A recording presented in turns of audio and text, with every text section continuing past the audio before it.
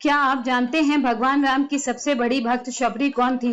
फागुन माह में कृष्ण पक्ष की सप्तमी तिथि को शबरी जयंती मनाई जाती है। यह दिन भगवान राम की सबसे बड़ी भक्त माता शबरी को समर्पित है।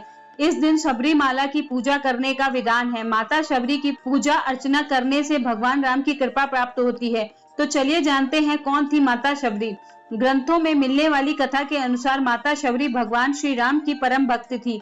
शबरी का असली नाम शमड़ा था। ये भील समुदाय के शबर जाति से संबंध रखती थी। इसी कारण कालांतर में उनका नाम शबरी हुआ। उनके पिता भील के मुखिया थे।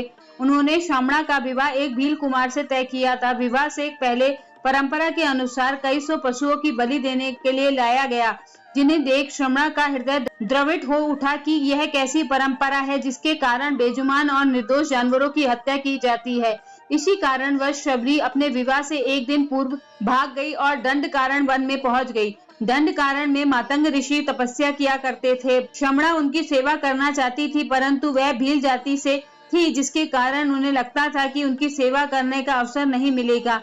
लेकिन इसके बाद भी वह चुपचाप प्रातः जल्दी उठकर आश्रम से नदी तक के रास्ते से सारे कंकड़ और कांटे को चुनकर पूरे रास्ते को भली भांति साफ कर दिया करती थी और रास्ते में बालू बिछा देती थी। एक दिन जब शबरी यह कार्य कर रही थी तो ऋषि श्रेष्ठ ने उन्हें देख लिया। वे शबरी की सेवा भावना से अत्यंत प्रसन्न हुए। उन्होंने अपने आश्रम में उन्हें शरण दे दी। शबरी वहीं पर रहने लगी। एक दिन जब ऋषि मतंग को लगा कि उनका अंत समय निकट है, तो उन्होंने शबरी से कहा कि वे अपने आश्रम में ही प्रभु श्री राम की प्रतीक्षा करें। वे एक दिन अवश्य उनसे मिलने आएंगे। मातंग ऋषि की मृत्यु के पश्चात शबरी का समय भगवान राम की प्रतीक्षा में बीतने लगा। वह अपने आश्रम को एकदम साफ सुथरा रखती थी और प्रतिदिन भगवान राम के लिए मीठे बेरों को तोड़कर लाती थी। एक भी बेर खट्टा ना हो, इसके लिए वह एक एक बेर को चक्कर तोड़ती थी। ऐसा करते करते कई वर्ष बीतते चले गए।